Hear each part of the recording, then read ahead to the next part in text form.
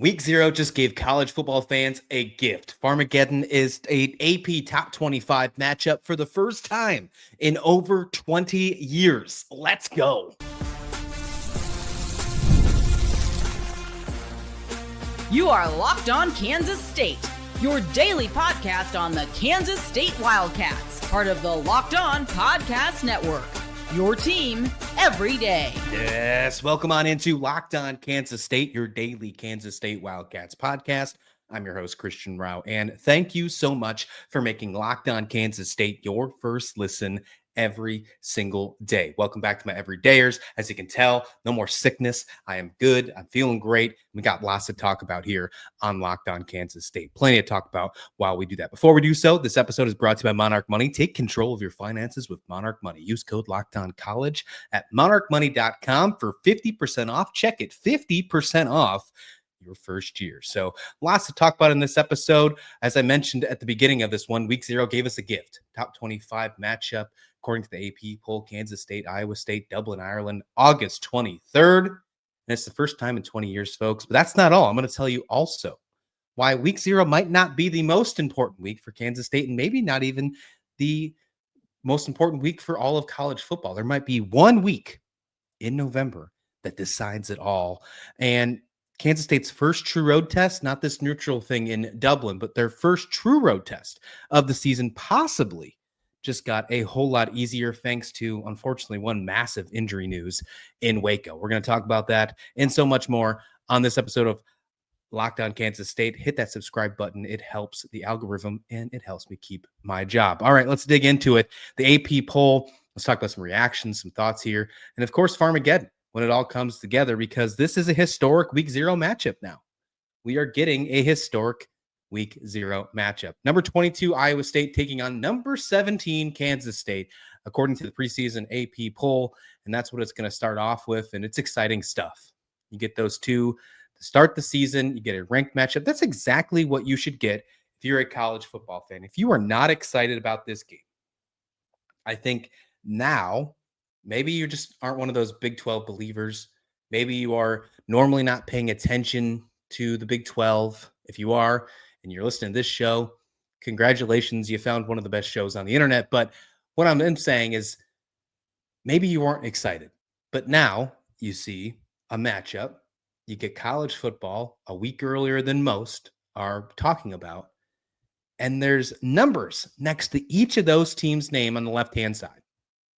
It just means more when you have that conversation. Now, I am one of those believers where I don't really truly care where you're ranked preseason wise. Now, I'm going to give you some thoughts on my preseason, the thoughts on the preseason AP Top 25 poll, because I do think that there are some wild teams on here.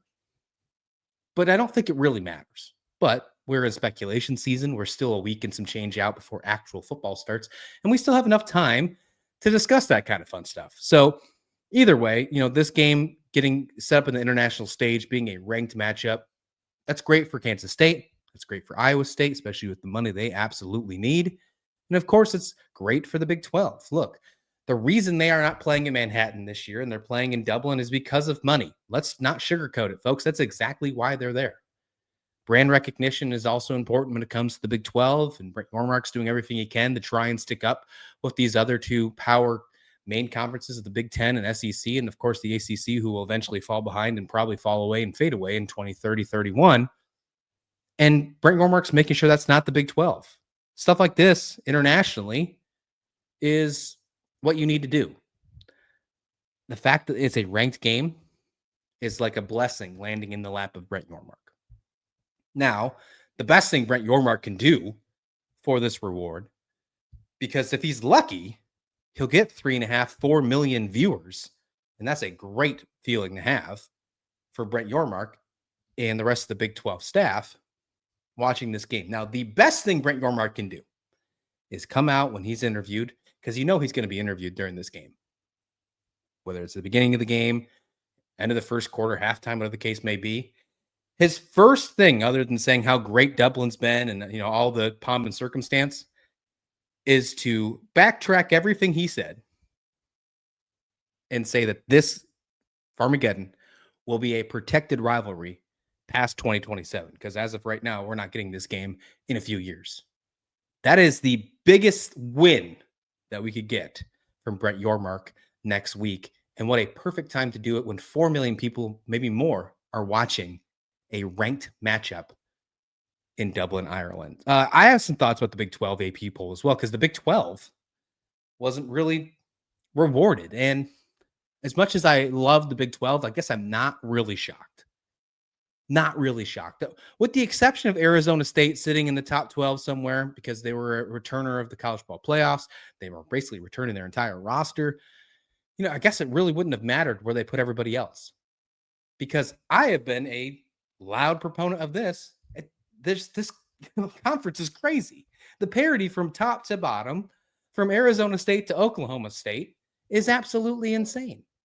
There are moments, and I've had episodes where I'm thinking, hey, when Kansas State goes to Stillwater, we need to watch out. That's a team that hasn't won a Big 12 matchup since 2023. And I'm worried about Stillwater. That's how crazy this conference is. But you see Arizona State at 11, no complaints there. Kansas State's the second highest Big 12 ranked team at 17. Then you have Iowa State at 22, Texas Tech 23. Those are all you have for the Big 12 in the AP top 25. But listen to this. 26, BYU, 27, Utah, 28. Now, those are obviously unofficial, but the other receiving votes, it went in that order. So the last three out, shout out West Virginia on the basketball side, March Madness, baby. But the last three out when it comes to the AP top 25 is Big 12. And this means one of two things. This actually means two things. Let me say it that way. First, it means whoever loses the game in Dublin is going to fall out of the top 25, and then BYU is going to jump up into the top 25 just in time for week one. That's going to happen. So there's still going to remain only 4 Big 12 teams in the entire top 25 when the true week of college football, week one, begins. And two, it shows that either AP voters just have no idea, like us, who's going to win the Big 12, or they continue to disrespect the Big 12 conference. But I look at it in a different light. The top 28 teams, if you put these last 3 in there are 7 teams in the top 28 that are representing the Big 12. In that 28 teams, 6 of them are from the Big 10. 25% of the top 28 is the Big 12 conference. So if you want to talk about a conference that is deeper than ever, that has the biggest parity from top to bottom, that is the best quarterback league in the conference, and then you talk about the amount of players and the amount of teams that are performing at a highest level, the Big 12 takes the cake, baby. AP just proved it right there.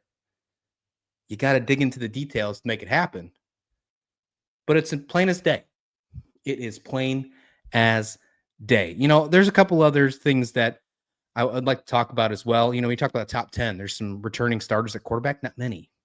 The top 10 here, all of them are non-Big 12 teams, but Texas is number 1, Penn State 2, Ohio State, the reigning national champions, 3, Clemson 4, Georgia 5. Out of those top 5, only Penn State and Clemson are returning quarterbacks from the year before.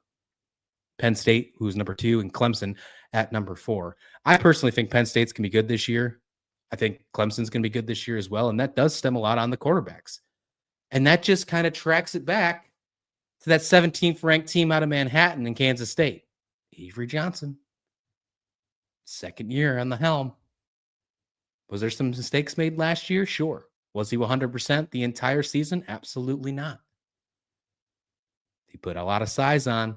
He put some speed on. He's got some weapons this year, a lot more confidence and a lot more structure in the offensive coaching staff. Some exciting stuff to talk about in Manhattan. There's some gripes, of course. I mean, Illinois at 12. I don't think that they'll even be ranked when it's all over. Oklahoma, I don't think will be ranked by the season's end. I'm surprised they were even ranked. They weren't in the coaches poll. I think there's a lot of unearned hype for Texas A&M. I don't really agree with that one. And Michigan, ahead of Kansas State, they had 5 losses last year. And they don't have a proven quarterback. They have a great freshman. But how many times have we seen that fail? I mean, sure, you beat Ohio State last year, but you're going into a brand new season with a freshman quarterback at the helm. I don't know if that deserves you the 15th ranked overall team, but I think we all know what SEC and Big Ten biased are. Lots to talk about here. It's rare the AP poll actually tees up this much intrigue in week 0, though. I will say that. I mean, I don't remember a Dublin game making this excited about a ranked matchup. The Northwestern game didn't do it. The Nebraska game didn't do it. Georgia Tech game last year, although it was a great game, that didn't do it either. So Farmageddon, to me, sets the tone for the Big 12, of course, and sets the tone for the college football season. But some of these rankings, they just already smell like preseason fiction. And they'll be weeded out long before it actually matters when the college football playoff rankings come out. But speaking of games that actually matter, week 0 is fun, and I'm excited about week 0, and we're going to have a lot of coverage covering the game all the way up to Dublin. But there's 1 week later this fall that might just decide the entire college football playoff picture. We'll talk about that next right here on Locked On Kansas State. Most people can't name all their financial accounts and even what they're worth, whether it's a 401k, properties, or investments. And when you don't have the full picture, you can end up leaving money on the table. That's where Monarch Money comes in. It's an all-in-one personal finance tool that brings your entire financial life together in one clean, easy-to-use interface on a laptop, your phone, you name it. It's clean, it's easy, and it's fantastic. I just bought a house and just trying to get all these new things figured out and making sure I'm not paying too many subscriptions to make sure that I can utilize my money the best way. Monarch Money has helped me for that. I've linked all my accounts to Monarch and immediately spotted a few subscriptions I wasn't even using. Canceling those alone saved me money every single month so far, and it's been super excited. So don't let the financial opportunity slip through the cracks. With Monarch Money, and you can use this code LOCKEDONCollege at monarchmoney.com in your browser for half off your first year. That's 50% off your first year at monarchmoney.com using the code LOCKEDONCollege. Use Monarch Money today. Get a better feeling on financial freedom. Well, if you already agreed to join a wedding or go hang out with a buddy or a long lost place with no internet connection on November 1st, you might want to start ghosting them now, because week 10 of the college football season might absolutely decide who makes it to the college football playoffs. There is so many implications, especially now after the new AP preseason top 25 poll came out. According to what we just saw in this AP top 25, November 1st has never looked so good, and it is going to be an absolutely amazing weekend. I mean, this is one of those times where you just need to put the seatbelt on the couch and not get up, because week 10 of college football is going to be a movie. 7 different games as of right now on November 1st, according to the preseason AP poll, are ranked, first ranked matchups. We start with, as of right now, number 2 Penn State versus number 3 Ohio State. You got another one in the ACC with number 10 Miami and 16 SMU. And then you got some really fun ones, which alone could be the deciding factor of the Big 12. You got Iowa State and Arizona State taking on each other in Ames. That's going to be an exciting matchup. And then, of course, Texas Tech comes to Manhattan to take on Kansas State. And Texas Tech is one of those teams where you either are feeling it's an overhyped feel, or maybe some people think they're being underestimated because they just can't make that jump under Coach McGuire. But now they've spent all this money and they have a lot to prove. It's almost a super prove it season for Texas Tech. If they don't get it done, there might be some coaching changes because the money is talking. They have to make sure that performance steps up as well. Other ones in the SEC, you got South Carolina, Ole Miss, Oklahoma, Tennessee, and Georgia, Florida. All of those on the same day, November 1st. Absolutely insane. So don't eat too much Halloween candy because there's a lot to talk about. Now, there's some times, no times right now are scheduled, with the exception of a couple SEC games where it says it's either the flex, the 3:30 to 4:30, or a 6 to 8 o'clock start, either for the South Carolina game or the Oklahoma, Tennessee game. Other than that, we don't know times. And I'll be honest with you, I'm hoping that we get a earlier kickoff for the Kansas State game, because I want to be completely locked into that game. I want that one to be an 11 o'clock kickoff Central Time. I want that one to be the first one on my screens where I'm not caring about anything else. And if there's another game on at that same time, I don't care. I'm watching that one. Because if it's the later game on the schedule, if it becomes a primetime game, although I think it'd be fun for the folks in Manhattan watching the game and actually going to the stadium, I don't know if my anxiety will be able to handle it after watching potentially Penn State, Ohio State, big noon kickoff or something like that. I think there's a lot of implications looking at this right now and who will make the top 12 for the college football playoffs. This is week 10. This is prime college football committee voting season. This is the real true test of what the committee will do. Now, you got to remember with the committee this year, there are no automatic buys when it comes to the conferences, right? So this is huge. This is a very big deal right here. And whether you win your conference or not, if you can win big days like this, step out and shine on moments like this. Now, like for example, say Texas Tech comes on in to Kansas State, both those teams undefeated, let's say, and Kansas State makes a statement out of Texas Tech when everybody else is on the TV screens, all these other games, Penn State, Miami, you got all these big names, Tennessee, Georgia. And the only people you can talk about is how Kansas State took down the darlings of the offseason in Texas Tech. That's going to mean a lot when it comes to the college football committee, because we have seen it in the past, folks.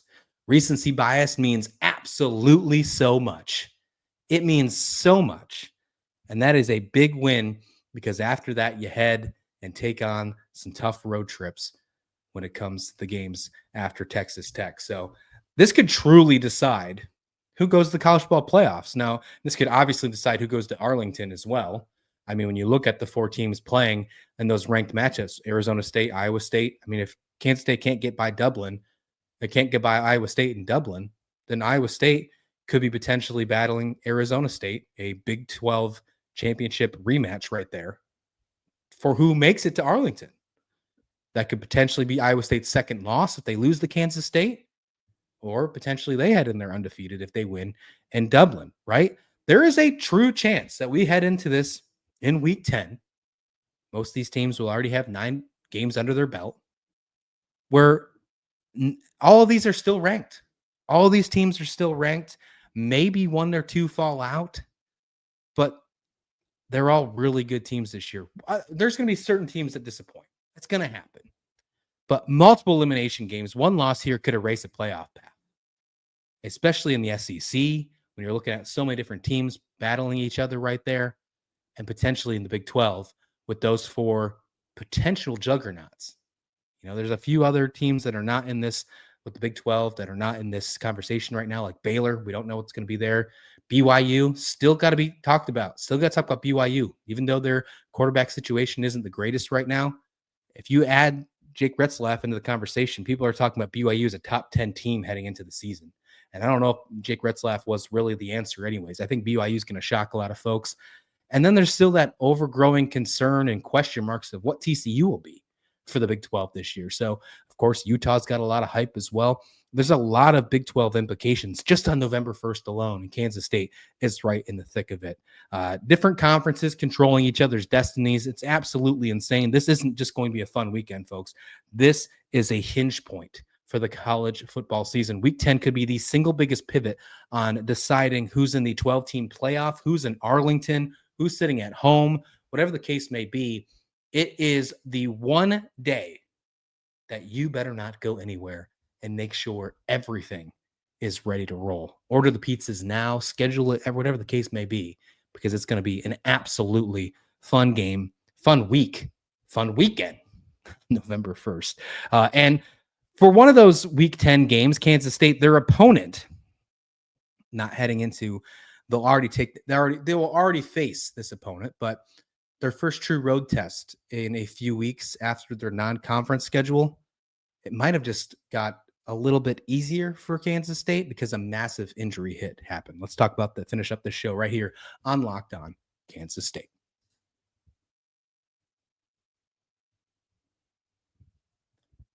Some unfortunate news coming out of Waco, Texas this week, and you never want to hear this. And although we are a Kansas State Wildcats podcast, look, I want Kansas State to win every single game they play, but I want them to play and win against the team at their very best. And you don't get that when you have season-ending injuries, and that's what happened with Baylor's running back, Dawson Pendergrass, this last week. And it was announced by Dave Aranda that he's out for the season. He has foot surgery from fall camp, and that hurts. He's not truly the starting running back, but he is a big asset to the team. Last year, he rushed for over 1,300 yards, 14 touchdowns. Actually, I'm sorry, that was over his first 2 seasons.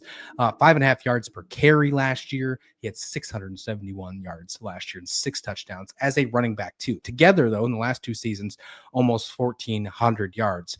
When you add him with Bryson Washington, who is the starting running back for Baylor, it was easily the best Big 12 running back tandem in the conference. Now, it was the only team in the league with 2 top 5 running backs entering 2025 when it comes to the rushing game. But he's missed a couple games last year, did have some injury history. You got to put that in perspective. So they know how to play without them, but of course, it's huge. And it's going to be something that impacts them throughout the entire season. And the fact that you're missing him right off the bat, that could be a huge impact down the line. In their non-conference, they have a very tough non-conference, probably the toughest in the Big 12 conference. And then, of course, when you get to conference play and when Kansas State heads to Waco in the middle of the season, there's just a lot of things to worry about. And, of course, they'll have a true test to figure out who can be that second running back to step up behind Washington early. They get to play Auburn to start their season. Then they also have a non-conference game against SMU, who was in the college football playoffs last year. They were ranked in the AP top 25. They were ranked 16th in the country. Auburn wasn't ranked, but they're a team that's on the up and up. Everybody believes they're going to continue to be a really good team this season. So let's see what happens. I mean, there's a lot of things that could come into play here where the defense for Kansas State could step up. And again, I'm not advocating injuries and saying this is a great thing, because I'm absolutely not, but I'm talking about how important this is to figure out and talk about, because I think Baylor was one of those games when I look out in the schedule that it's a very scary game. Kansas State heading into Waco, you never know what to expect. And now knowing that you don't have a 2-headed running back monster to worry about, you really don't have to worry about Bryson Washington. It changes things a little bit. And I think that's important to discuss. Baylor's offense thrives on play action, something that Kansas State's going to do a lot this year on their side as well. And they also work on punishing the run game, something that Kansas State did very well last year with DJ Giddens. With Pendergrass, he was something that was very important to that running the game, the punishing the run game with 5.5 yards per carry. That was huge. It removes that thunder aspect, basically like the Joe Jackson of the Kansas State offense. Pendergrass in that same kind of concept, which is it's huge. It's absolutely huge. It puts more pressure on Washington as well with his health, with his consistency. And if you lose him, then that could be a season down the drain for Dave Aranda and Baylor and Sawyer Robinson, something who I think is one of the best quarterbacks in the conference, let alone the country. So something that you really have to pay attention to. You know, again, I think Baylor's first true test at home in the conference is Kansas State. And that definitely the first true road test for Kansas State this year is in Waco. And now you're talking about an unproven backfield. You can go into the entire conversation of talking about, you know, is Kansas State's running back room better than Baylor's now? You could make that argument. I'm not going to do that on this show today, but when you think of Dylan Edwards, Joe Jackson, potentially Antonio Martin, I think you have a solid case to make that argument. But I think this could really change a defensive game plan. Baylor has some great wide receivers on the roster as well. Cameron coming back was one of the leaders in receptions last year in the conference. I think he was the leader in receptions. So there's still a great offense. But when you lose a player like Pendergrass, who is going to be an effective piece of your offense, before you even get to play a snap of the season, and you easily have the hardest non-conference schedule, the hardest path to the college football playoffs, in my opinion, if you can't get past SMU and Auburn, your only chance is to just do really good in conference play. Now you have to worry about, okay, something's come up. We thought we had the second running back all figured out. We've had him for the last couple seasons. Now we got to flex. Instead of game planning how we're going to beat Auburn, game plan how we're going to beat SMU, how we're going to get through this tough non-conference schedule, some of our energy is going to have to go towards figuring out who we're going to add to these play packages when Bryson Washington needs a break. We're going to get a lot more carries from Bryson Washington. This could mean that he wins the running back of the year in Big 12. This could mean that he wins awards in the Big 12. Something to keep in mind if he stays healthy. But this isn't just losing a backup. Baylor lost half their offensive identity if you really want to put into, at least in the running game. And it comes right before a schedule that doesn't give them any time to figure it out. As I mentioned, Auburn, SMU, Kansas State comes around the corner. Now they do get some of their really tough games in conference at home in Waco. That's great. Their fans are great. But if they don't have some running backs on the field and Bryson Washington isn't 100% when Kansas State comes to town, it could be a very big advantage for the Wildcats, something that Kansas State might need. Again, I think that's an easy trap game for Kansas State. And you can even make the argument that this makes it more of a trap game. Going in there thinking there's only a one-dimension guy in the backfield, and then they figure it out by the time that the Wildcats get to Waco. Lots of things to keep in mind here. Hey, but a lot of fun stuff in this episode. Farmageddon making history. Week 10 is going to decide futures for this entire college football season. And of course, Baylor's future just got a lot murkier as well. And it could be great news for Kansas State. It's obviously not great news for Baylor, but it could help and assist Kansas State getting back to Arlington for the first time since 2022. Buckle up, folks. Football is here. And we have a lot of great stuff for you down the line on Locked On Kansas State. So be sure to hit that like button, hit subscribe, all that good stuff. And we'll see you back here with another episode soon, right here on Locked On Kansas State.